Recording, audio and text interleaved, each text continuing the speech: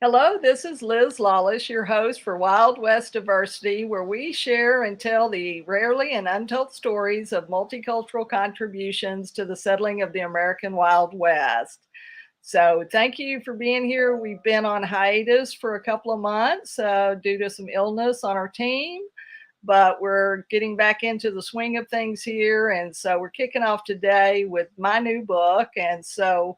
I'm very glad to say that my friend Scott Smith, Scott Smith, is going to be on with me today. And he's basically going to be the interviewer today, and I'm going to be the interviewee. So thanks so much for watching and coming on. And Scott, thank you for being here. We certainly appreciate it. Well, Liz, it's just a lot of fun. Our prayers are with Russ Johns in his recovery, and the word is that things are going well for Russ. So people just continue to pray for Russ. And I'm just going to put this up, wildwestdiversity.com. Anyone that has questions or wants to learn, I encourage you, capture that website, open in a new tab, and we'll let Liz talk about that a little bit more. But coming up, we are going to be talking about Liz's book, and this is volume 2, book number 2 in a series, African American Western Legends Today. And so with that, Liz, let's get into the books. You wrote one, now you're at book number 2. Who's the book for, and why did you write this? Yeah, so the original book, book one, is actually 16 stories from people that lived in the 1800s. And so that's called African American Western Legends Yesterday, which obviously is because they lived in the past. And so there are wonderful stories there about James Beckworth, who found the trail to California, the Southern Trail, because when they went through the winter, they died. They froze to death because they couldn't get through the mountain passes. It's got Kathy Williams, the only female documented Buffalo soldier that served 2 years before they found out she was a woman. Herb Jeffries, who actually was the Bronze Buckaroo, who he would say he was the first rapper because he did a series of 7 movies in the late 1930s, 1937, 38, 39, and ended up playing the hero, the singing cowboy hero, Blake, and rode his black suit and white horse, and so then he became the lead singer for the Duke Ellington Band, and that's what most people know him from. But he also obviously acted and did other things later on in life. But yeah, he could say he was the Bronze Buckaroo, and that was a very exciting time. It was the first kind of African American hero in film. Because most of the people were playing, they were playing slaves, or they were playing maids, or they were playing porters. They weren't in the lead, role as the hero, solving the mystery or the murder and, the land stealing and all of that. So, and then the second book is People Today. So that's why it's called African American Western Legends Today, because it's people that are living now, that are living this Western lifestyle in different ways. They may be a rodeo cowboy, they may be a musician, or she may be a musician, they may be a horse trainer, they may be doing reenactment, like they playing the Buffalo Soldiers or some of these characters that lived in the 1800s. And that's why it's so important. These books are so important because kids today, especially kids that live in the city, they don't know these jobs still exist. They think you had to be a cowboy, 100 years ago, but you can be a cowboy today, but they just haven't seen a black cowboy, you know. So, we obviously do a lot of presentations to schools and corporations during Black History Month. Right now it's February. That's another reason we launched this book, because we wanted it to be available for people. But that's it. When we go out and talk to kids, I'm, as you can tell, everybody says, "What's a white girl like you talking about African American history?" you know, well, my dad was Indian and English, and my mother was Irish and Swedish, and I just happened to get the skin tone of my Irish and Swedish, and the hair and eye color, of my Indian and English on my dad's side. So we're all a mixed culture. we all come from multiple cultures. And so it's talking about that collective heritage and letting people know what that is and that it exists.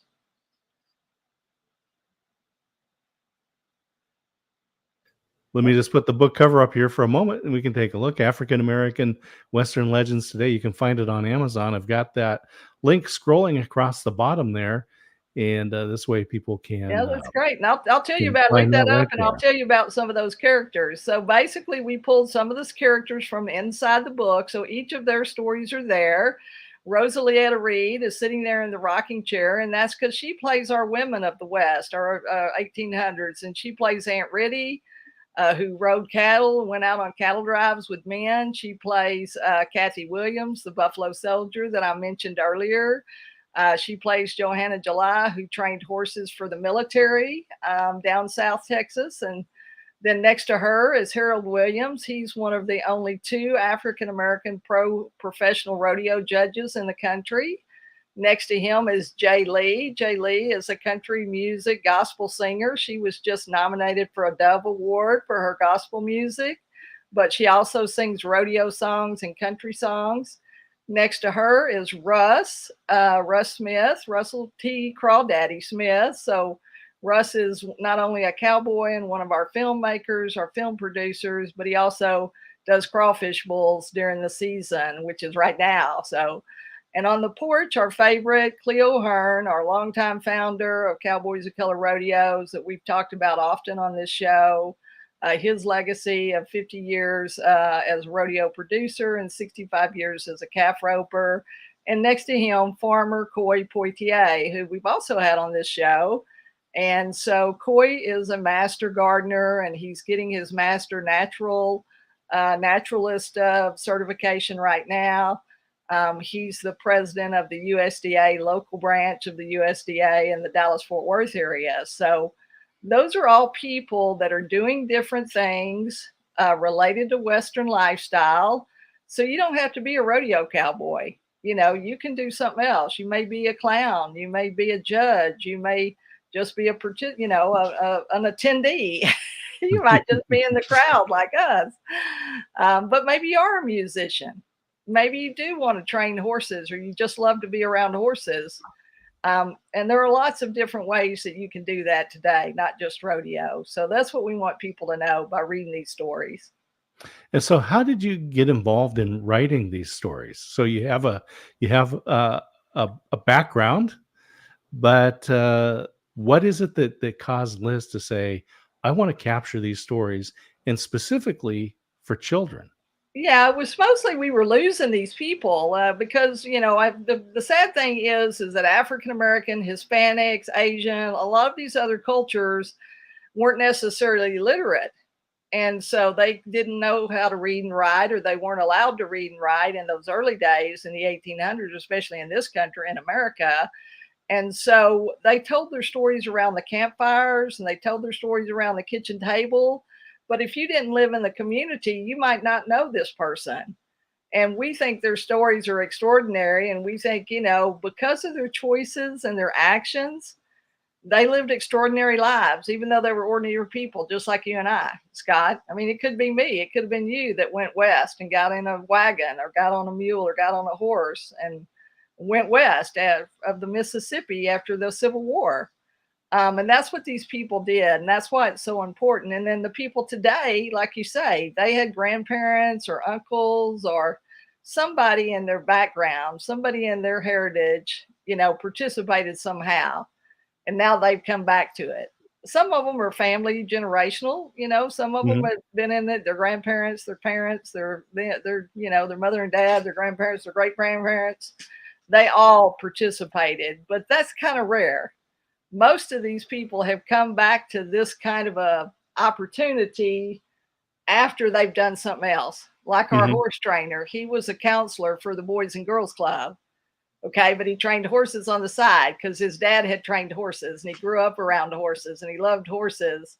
And it wasn't, once he got old enough and got a little money and had a career and had a job that he could have some disposable income, he opened his own stable and started training horses himself, you know.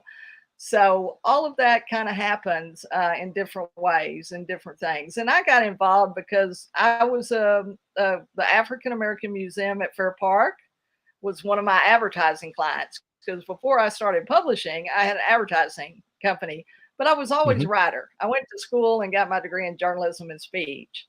So I wrote for the newspaper. So I write nonfiction. I don't write novels. I don't write sci-fi and romance and all of that kind of stuff.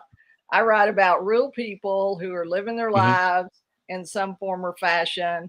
And that's what I do in my other job, which is helping people publish, as you know. And we do mostly nonfiction and children's books. But I was actually asked, I mean, we actually have this book as a middle school book or as an adult book. Um, and people kept asking us, do you have a younger version? Do you have a younger version? And so for the Western Legends, it was really hard because all we had for these was we just had like a thumbnail, like their face. You know, we didn't have any pictures because they didn't take pictures in the 1800s, or if Hmm. they did, it was just like what you're seeing today, us on this camera, just this little square. So I had to tell my artist, I need you to draw mountains in the background and tents with some water. And so my wonderful artist went out and created all of these illustrations, these backgrounds that we didn't really have. You know, I just told her about it, and then she drew what she envisioned in her mind and sent it Hmm. back to me. And I said, yeah, that works. I like that. You know, so that's how we got started. And that's, you know, Well, that's why we're capturing the stories. I love that you're doing this because time, as we know, just keeps marching on. Yeah. And I was born in 1961, so everyone knows where I'm at. But the last living Civil War veteran had died just a number of years before I was born. But so that's just a few years difference, right? Right. And but now that's 62 years later. And so I'll just say that's a lot. That's a lot more time than just those few years. And so we do lose a lot of the memory. We lose the people, Right. and then we lose the stories. And so capturing those in written form is an important preservation of the history that we're Mhm. missing. So I'll just say thank you on behalf of our Right. society for being able to capture these stories. It's important. And so, uh, what age children would you recommend this book series for? It's probably pre-K, you know, maybe kindergarten to about, you know, up to middle school, because it depends. I mean, you can see that we've got the wonderful picture, and then there's just like one page of dialogue, and it's a little more than most children's books. Usually, most children's books only have a sentence or two, so a little bit for an advanced reader. But we want kids to read this with their parents or their Mhm, grandparents, you know, or an aunt or an uncle or somebody else in the family, maybe an older brother or sister. um, and you know, because they may not be able to read all of it themselves, the youngers, but they'll love the pictures. That's, you mhm, know, they'll love the illustrations. We also have coloring books. We have Mr. Cleo Hearn, Mr. Black Rodeo. We have Cleo Hearn's story, our founder, that's also in this book. And then he, you know, we have color book versions of this book, these two books, book one and book two, that are coming out, that will be out mhm. in the next couple of months. So it's a companion to that for basically 3 year olds up to first, second, or third grade. Then they get this book, three to maybe seventh, sixth, or Mhm. seventh grade, and then they get the other book, which is maybe middle school all the way through adults. Well, I think like most parents, we end up reading the books a lot, right? Those books that Right. the children love, Over we and over read again. them. Yeah, we read them over, and they get dog-eared, and which is the way a book should be, right? But the Yeah. thing that I love about this with the companion, the coloring book, is that the child can be engaged in the coloring, while I'm say reading the book to my child or my Yeah, and grandchild. they can Yeah, color their own version, or they can color the right. same version. They can do like a color matching version if they've got the Mhm. book too. So, And so that would be I like that. And I'm giving you warning. I'm gonna put you on the spot to read a section, to read a portion oh, of one of okay. these books. So Read I'm giving you a moment to think about that. But Yeah, I will think I about who just I really want to read appreciate some that. about. I'll probably read about Charlie, because he was the Charlie Sampson, Charlie Pee Wee Sampson. He was born in 1957, but he was the first black PRCA black bull riding champion. He Hmm. won, And that's the you know, PRCA is the Professional Bull Riders yeah, the Association, right? Professional actually Rodeo Association, which is be Okay. like Las Vegas. It was actually in Oklahoma City originally, and then it moved to Las Vegas. But basically, talk about being smart, Scott. They took the deadest 10, 12 days of the year, December 1st through December like 12th or 13th, and they brought the rodeo out there, and now they make more money in those 12 days than they do half the rest of the year, so those people in Las Vegas are really smart because everybody wants to get their cowboy on. So people that Mm. have nothing to do with rodeo flock to Las Vegas during those 10 days. They dress up in their cowboy hats and their boots and their Western wear. They go out and buy their outfit, and then they walk them down so people can see them, on the strip. And all the hotels are sold out year after year. A lot of times they're already sold out for the next year before, so you really can't even get in. It's pretty hard to get tickets even now, but that's what it is. And the talk I do is called with the economic impact of black cowboys. And in Mm. the 1800s, it was about cattle drives because part of those cowboys in the Old West were minorities. They were African American, Native American, Hispanic, Mexican American. That's who was running up and down the trail. I'm not saying there weren't Anglo or European guys of European extract or what we would consider white or Anglo. There were, but there were a number of minority cowboys too, because they could be, equal out on the trail. I mean, the trail and cows don't care what color you are. Right. All Mhm. they care is, are you going to catch them or not catch them? Are you going to feed them? Are you going to water them? And the Cowboys were the same way. All they cared about was, could you ride? Could you rope? Could you protect my back if bandits or wolves or Indians or whatever come up? But so that was kind of what it was about. But let me read you a little bit about Charlie Sampson. I'm sorry I got off there, That's got off what we're here track. for. I love the backstory, and that's what people aren't going to get by reading the book. The book is great, but we want to get that backstory, and that's what we're here. Yeah. So go ahead. Yeah, so Charlie Sampson became interested in rodeo at about the age of 10. He rode a pony at a small circus in his neighborhood in California.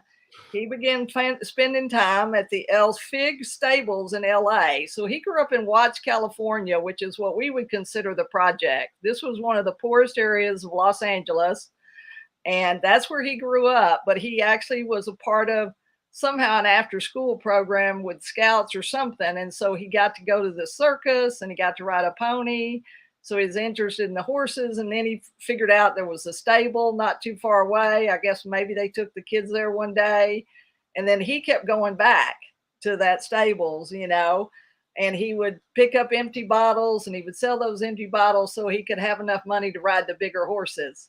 And so he just made his way. As he grew older, he got older horses, and he got on bigger horses. And then he met at the stables Murtis Dightman, who's a Texas, probably the most famous and the best bull rider in the world. And if you ask bull riders who's the most famous bull rider, they would tell you Murtis Dightman. Wow. But he was the Mhm. first African American to go to the PRCA or to be eligible. He never won because of the color of his skin, because this was in the 50s and the 60s. And even though there was discrimination and he couldn't they never let him Mm. win, the rest of the cowboys knew that he was the best. And they would tell you that if you ask them. So he became a mentor to Charlie. So Charlie began to ride bulls. So first you start on steers, and you ride little steers, and then you ride bigger steers, and then you ride bulls. They So, write them. I wouldn't. Charlie rode his first bull and he was hooked. And so he started entering amateur rodeos, and he won a rodeo scholarship to Central College in Coolidge, Arizona. And then he turned professional, though, before graduation because he was beginning to win some money. And at the 82 World Champion Bull Riding event, he won, and he wrote his name in the history books as the first African American to win the world title in the Professional Rodeo Cowboy Association. He's only 5'3" tall, and he only weighed 133 pounds. Wow. But when it came to bull riding, he was one of the biggest men in rodeo. So today he speaks and mentors youth, and his name is Charlie Pee Wee Sampson, or Charles Sampson. And you can find out a lot about Charlie because he was a professional rodeo cowboy and he won the championship. And what's really interesting is that here locally in Texas, we have what's called the Mesquite Rodeo. And it's been the major rodeo. And if you saw a rodeo during the 70s, 80s, or 90s, you were probably watching the Mesquite Rodeo because they had television rights. Well, the owner's son, Donnie, was the 8-time world champion bull rider. The only year he lost was in 1982 to Charlie Mm. Sampson, a 5'3" African American fellow. So it's not about brute strength. It's about maneuverability and hand-eye coordination and knowing, and knowing kinetically and knowing in energy and in where you're at, on this bull. Because Charlie's not a big guy. He's a little guy. So it was, it's very interesting stories. All of these people came from diverse backgrounds, and we want to tell their stories because people don't know them and they need to be known. And we want kids to be able to say, hey, that's my hero. My hero's Cleo Hearn. My hero's Charlie Sampson. My hero's Rosalietta Reed. They thought she was a boy for the first 10 years of her life because she would follow her dad around and she wore cowboy boots and jeans and a shirt and a hat. And, they thought she was a little boy, but she was actually a little girl. She just loved horses. And, she started riding when she was 3 or 4 months old. Her dad put her on a horse and her mother rode. Her mother actually rode up until her 80s. She would ride a horse into town in Amarillo. They lived in Amarillo, Texas. And grew up there. And so, up until her mother rode, she'd ride down to the Walmart and tie the horse up. And, and she was doing that up till about 5 or 10 years ago, Wow. So, so these people existed. They lived these great and interesting lives. And so that was it. I really wanted to capture these stories. And when my mother died in 2009, and Cleo came to me, and I'd written stories, I'd written my own stuff about creativity and some spiritual stuff about how to study the Bible and about the brain. But Cleo asked me, he said, if you could do anything you wanted to do, what would it be? And I said, I would really like us to tell these stories about these Western legends, these people who lived extraordinary lives that nobody knows about. And he said, okay, I'll help you. So the very first book he did help me do that. And like I say, it's a 6x9 or 8.5 by 5.5, more of a standard kind of chapter book, what you would consider a chapter book for a little bit older kids and adults. And a lot of adults buy that book and like it. But, everybody kept saying, do you have a children? Do you have a younger version? Do you have a younger version? So demand, what is it? Mother, is the mother of invention. Sure.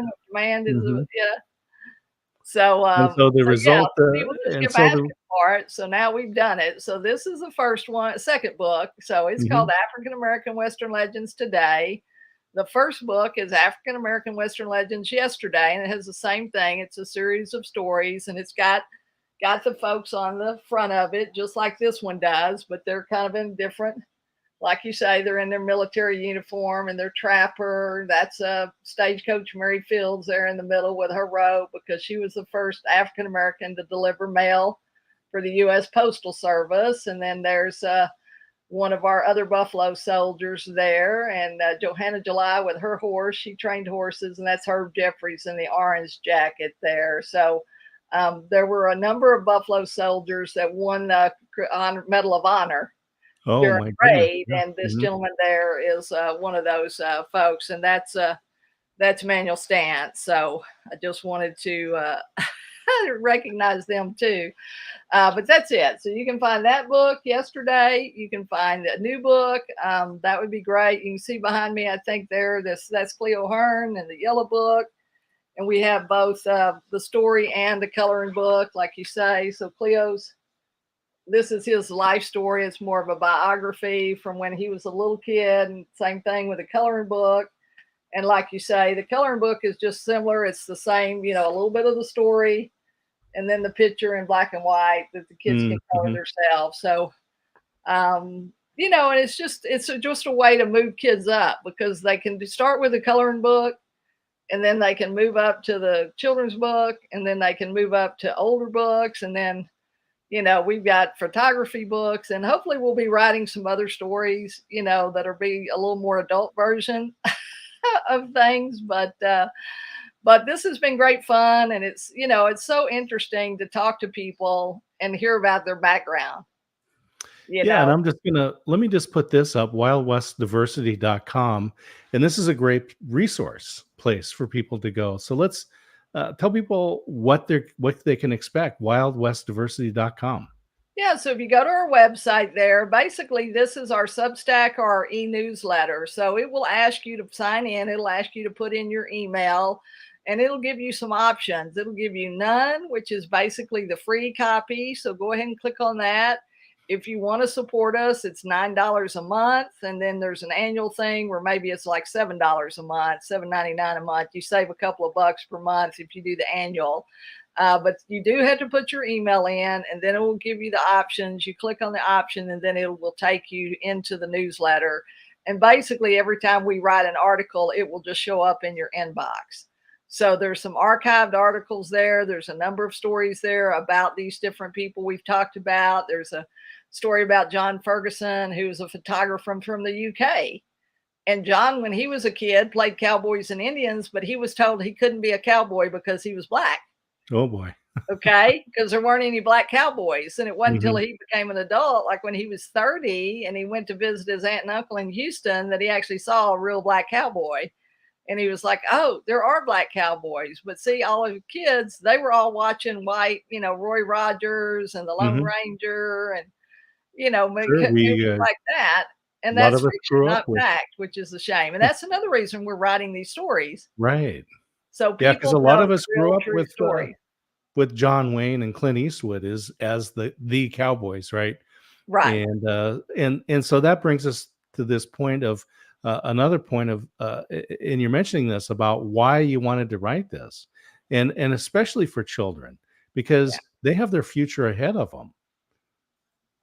Yeah, for sure. And not that there's anything wrong with John Wayne. I love John Wayne. I love Clint Eastwood. I've seen all their movies. Mhm. I'll probably watch all their movies again. But the shame of it is that a lot of people do get their history from movies, and that's fiction, not fact. And so they took a lot of license. So there are movies like The Searchers with John Wayne. That was actually a black man from Texas that went after his wife and daughter, that were actually taken by Indians, and he went and found them and brought them home. Mhm. But they're not going to tell you that in the story, and I'm not saying they should have to tell you. Most people realize now that maybe the Lone Ranger was based on Bass Reeves, who was a black marshal, because he wore disguises and he had an Indian scout that went with him into the territories because he was out of the Arkansas territory, the hanging judge. Up there that that Paul Newman, I think, played his role. But, Roy. And so all of those movies are good and they give you some of the background, and hopefully Mhm. they pique your interest enough for you to go and do some research and find out some of the other stories and some of the true stories. Right now there's a Bass Reeves television show that Taylor Sheridan's doing. Taylor's actually from Fort Worth, Texas. He grew up in Fort Worth, the writer and the producer of that series that did Yellowstone, for those of you that don't know, in 1876 or 18, whatever the other Right. Uh-huh. spinoff that was the prequel to Yellowstone with Kevin Costner. And that just helps us. I mean, anytime there's pop culture, a song, when a singer comes out and a song goes live, when Urban Cowboy, went live with John Travolta, 20, 30 years ago, that, people started coming to the rodeo. People started going to dance halls and wanting to learn the two-step and do and country dance. And, and they learned the Cotton Eye Joe and all of that kind of stuff. So all of that raises the industry. And what is it? Water raises all boats. So Mhm. good happens over here for somebody, we're happy for that the goodness to happen. Something happens good for us, that's good because that makes it more viable for the person down the road or somebody else that's doing something similar that maybe is struggling because they're not having access to an audience. And so we love the fact that we have this live stream, that technology has allowed us to do live streaming and then pull the live stream for a podcast. I know you love it, Scott, and Mhm. you're engaged in that in a number of different ways. But we have 70 shows. This will be show 72, episode 72 for Wild West Diversity. And so we thank you so much for listening. I thank you, Scott, for taking on the producing and, and being my interviewer so that I could be the interviewee instead on today's show. But do go check out our books. Go check out at our YouTube channel. It's Wild West Diversity. If you just put that in, Wild West Diversity live stream or podcast, the show is going to show up. This show will be up for in 24 hours, and then it'll roll out over the next week to the podcast. But you can go back and see our previous shows. And we would ask you to subscribe because, the more you subscribe or the more subscribers we get, you get to a certain level, then YouTube starts to kind of promote you a little bit more, and you can do advertising, and, you can do some additional things that you can't do when you only have 56 subscribers. Well, let's remind everybody, we've got your book right here, and it is available on Amazon. The link is scrolling across the bottom, and easy to find on Amazon. Just put in African American Western Legends today, and there's 2 books. This is the second book of the series, and Liz Lawless has written this, has some beautiful illustrations, and these are real people, as she said. So they're going through and naming the people you see on the cover and read about them.